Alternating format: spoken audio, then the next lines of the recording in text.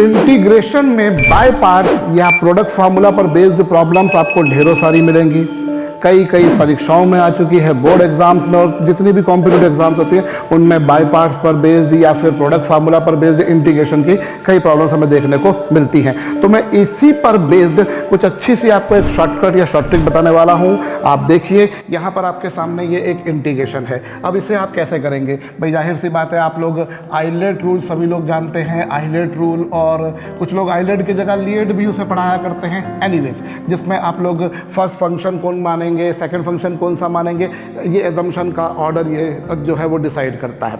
तो हम यहाँ पर उसी पर बेस्ड प्रॉब्लम देख रहे हैं। अब मैं इसको करने का आपको एक बहुत सरल, सहज, आसान, सुलभ तरीका बताऊंगा। देखिए हम कैसे करें। हम यहाँ पर सिंपल सा काम ये करते हैं कि इसे हम कुछ लेते हैं कुछ इस तरह से कि यहाँ पर ये कौन सा फंक्शन बन जाएगा, ऑब्वियसली ये फर्स्ट फंक्शन बनेगा, और ये कौन सा फंक्शन बनेगा, सेकंड फंक्शन बनेगा। अब आप इसे कैसे करेंगे? देखिए, आप फर्स्ट फंक्शन आपने एज इट इज लिख दिया, कॉपी पेस्ट, जैसा था वैसा का वैसा कॉपी पेस्ट कर दिया, और सेकंड फंक्शन का आपने इंटीग्रेशन कर दिया। फर्स्ट आपने कॉपी पेस्ट लिखा, सेकंड का आपने इंटीग्रेशन किया। अब आप फर्स्ट का डिफरेंशिएशन कीजिए, फर्स्ट का आप डिफरेंशिएशन कीजिए और सेकंड का आप इंटीग्रेशन कीजिए। कर दिया भाई, first function copy paste, second का इंटीग्रेशन, फिर फर्स्ट का डिफरेंशिएशन, सेकंड का इंटीग्रेशन कर दिया। ठीक है, अब जो आपके सामने आया इसको वापस से कुछ वैसा ही करना है। फर्स्ट का आपने डिफरेंशिएशन किया, 2x का डिफरेंशिएशन क्या हो जाएगा, 2 हो जाएगा। ठीक है, फर्स्ट का आपने डिफरेंशिएशन किया और सेकंड का फिर से आपने इंटीग्रेशन किया। I repeat, first function copy paste, second का इंटीग्रेशन, फिर फर्स्ट का डिफरेंशिएशन और सेकंड का इंटीग्रेशन कर दिया। ठीक है, फिर आपने क्या कर दिया, फर्स्ट ये जो बना था इसका डिफरेंशिएशन किया वापस से, डिफरेंशिएशन, और सेकंड का आपने क्या कर दिया, इंटीग्रेशन कर दिया। अब आप वापस से यही काम करेंगे, इस फर्स्ट का आप डिफरेंशिएशन करेंगे और 2 बीइंग अ कांस्टेंट, इसका डिफरेंशिएशन कितना हो जाएगा, 0, इसका डिफरेंशिएशन हो गया 0, और सेकंड का इंटीग्रेशन कितना हो जाएगा, e⁻x। First copy paste, second का इंटीग्रेशन, फर्स्ट का डिफरेंशिएशन, सेकंड का इंटीग्रेशन, फिर फर्स्ट का डिफरेंशिएशन, सेकंड का इंटीग्रेशन किया, फिर फर्स्ट का डिफरेंशिएशन और सेकंड का इंटीग्रेशन कर दिया। अब तो वो 0 हो गया। अब 0 के आगे आप चलेंगे तो वो 0 ही रहना है, कोई सेंस नहीं बनता, क्योंकि 0 का डिफरेंशिएशन फिर से 0 ही होगा। तो जहाँ 0 आ गया वहाँ काम खत्म जी। अब उसके बाद में आप सिंपल सा काम ये कीजिए कि आपने ये लिखा, इसके बाद में इसमें लगा दीजिए माइनस, पहला वाला प्लस, दूसरा वाला माइनस, फिर तीसरा वाला प्लस, फिर चौथा वाला माइनस लगा दिया, और आखिरी में कांस्टेंट तो हम हमेशा लिखा ही करते हैं भाई। हमने पहला वाला तो जैसा था किया, माइनस लगाया, फिर क्या करा, प्लस, फिर क्या करा, माइनस, और फिर आखिरी में कांस्टेंट। और इस तरीके से इसका आंसर क्या आ गया, x² e⁻x minus 2x e⁻x और प्लस 2 e⁻x, और ये साथ में ये। तो इस तरीके से इसका करेक्ट आंसर क्या बन गया, इसका करेक्ट आंसर ये बन गया। होप आपको समझ में आया होगा, और अगर नहीं भी आया तो कोई बात नहीं, हम और प्रॉब्लम देख लेते हैं। देखिए यहाँ आपके सामने फिर से यहाँ पर कुछ प्रश्न बनकर आ रहा है। अब ये कौन सा फंक्शन बनेगा, फर्स्ट, और ये कौन सा बनेगा, सेकंड बनेगा। जी सर, बन गया भाई। आइलेट रूल से ये जो है अलजेब्रिक है, वो ट्रायग्नोमेट्रिक है जी। अब फर्स्ट फंक्शन आपने कॉपी पेस्ट लिखा और सेकंड का इंटीग्रेशन। अब सेकंड का इंटीग्रेशन क्या होगा भाई, साइन का इंटीग्रेशन होता है कॉस, और कॉस भी नहीं होता, वो तो होता है माइनस कॉस। क्या होता है, माइनस कॉस, ये लीजिए, और साथ में 2 से डिवाइड भी करना पड़ेगा क्योंकि वहाँ पर 2 से मल्टीप्लाई था। ठीक है, चलिए, तो फर्स्ट आपने कॉपी पेस्ट लिखा, सेकंड का इंटीग्रेशन किया जी।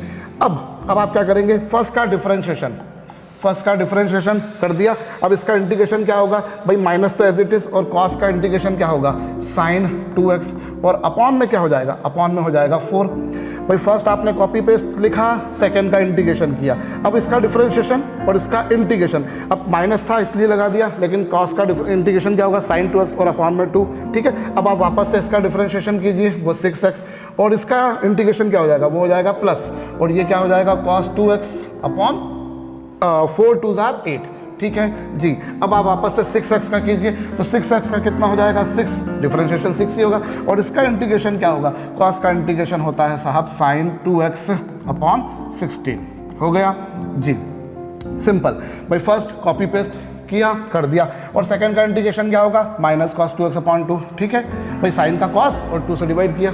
अब आपने इसका डिफरेंशिएशन किया, 3x², इसका इंटीग्रेशन माइनस था, माइनस लगाया, कॉस का इंटीग्रेशन साइन 2x अपॉन में को 2 आ जाएगा, तो 2 2 4 हो गया जी। अब आपने क्या कर दिया, 6x, फर्स्ट का डिफरेंशिएशन 6x, कर दिया जी सर। और उसके बाद में माइनस साइन का हो जाएगा प्लस, और फिर अपॉन में एक और 2 आ गया, और फिर 6x का डिफरेंशिएशन 6, और फिर cos का क्या हो जाएगा sin 2x। अब अगली स्टेप में जब आप 6 का डिफरेंशिएशन करेंगे तो वो 0 हो जाएगा, और बाद में कांस्टेंट c तो लिखना ही है। और फिर क्या करना है, सिंपल सा काम ये करना है कि बीच में क्या लगा देंगे भाई, पहला वाला आपने ऐसा लिखा, फिर माइनस लगाया, फिर क्या करा प्लस, और फिर क्या करा माइनस, और ये कांस्टेंट और ये चलिए। तो इस तरीके से अब आप इसको फर्दर सिंप्लीफाई कर सकते हो, दैट यू कैन डू। भाई यहाँ पर जो कुछ अगर कुछ कैंसिल हो रहा है तो 6 से आप 8 को चाहो तो कैंसिल कर दो, आप कैंसिल कर सकते हो ना भाई। 6 से 8 को कैंसिल करोगे तो ये जाएगा 3 टाइम्स, ये चला जाएगा 4 टाइम्स। ऐसे ही यहाँ पर हमारे पास में देखें तो ये 2 से कितनी टाइम्स चला जाएगा 3 टाइम्स, और ये 2 से कितने टाइम्स 8 टाइम्स। तो फर्दर कैलकुलेशन तो कर सकते हो, मैं तो आपको यहाँ पर शॉर्टकट या शॉर्ट ट्रिक बता रहा हूँ। चलिए अब अगली प्रॉब्लम आपके सामने यहाँ पर एक और आ गई।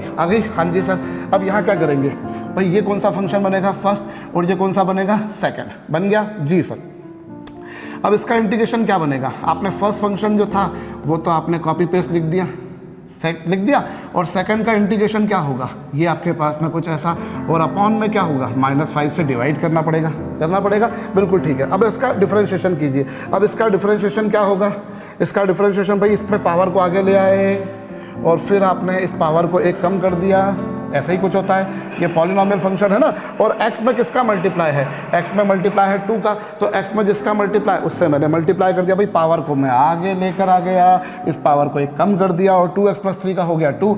और अब मैं इसका इंटीग्रेशन करूँगा, तो अब इसका इंटीग्रेशन करूँगा तो क्या हो जाएगा, e⁻⁻5x + 3, और अपॉन में -5 था, यहाँ -5 एक बार और आ जाएगा।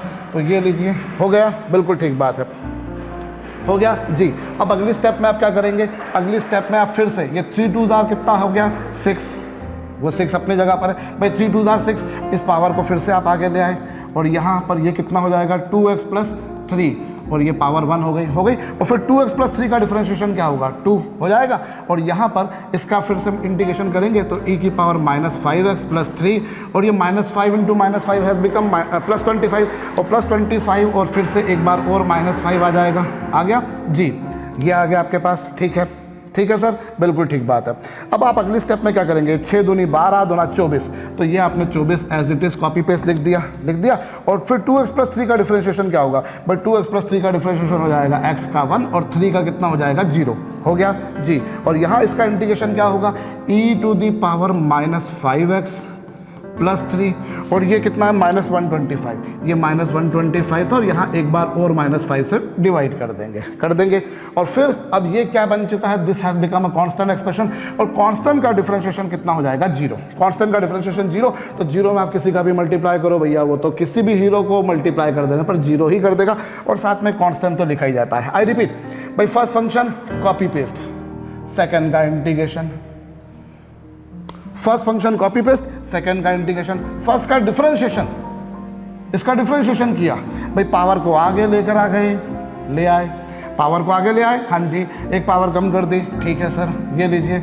और उसके बाद में क्या करा, ये 2x + 3 का कितना होगा 2, और यहाँ इससे इंटीग्रेशन करेंगे तो एक और बार -5 से डिवाइड कर देंगे, बिल्कुल ठीक बात है। अब उसके बाद क्या करा जाएगा, ये कितना हो गया 3 दूना 6, ठीक है, और इस पर पावर को फिर से आप आगे ले आए, वो मैंने गलती नहीं करी भाई, 3 2 6, पावर को आगे ले आए, ठीक है, और इंटू 2x + 3 का 2, और वहाँ पर इससे डिवाइड कर देंगे, ठीक है, यस।